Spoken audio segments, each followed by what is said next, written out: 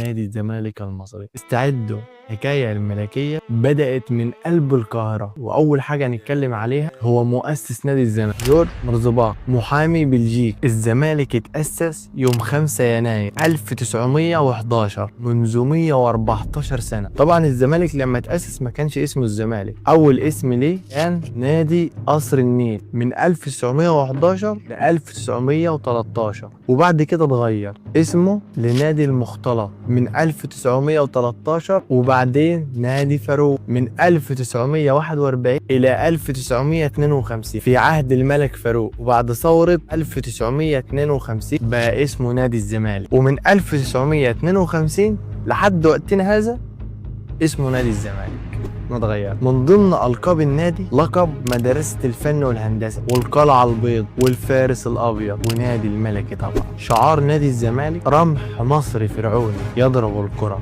ألوان الشعار الأبيض مع خطين بيرمزوا للسلام والقوة. أحيانا بيستخدموا الأسود كلون ثانوي في التصميمات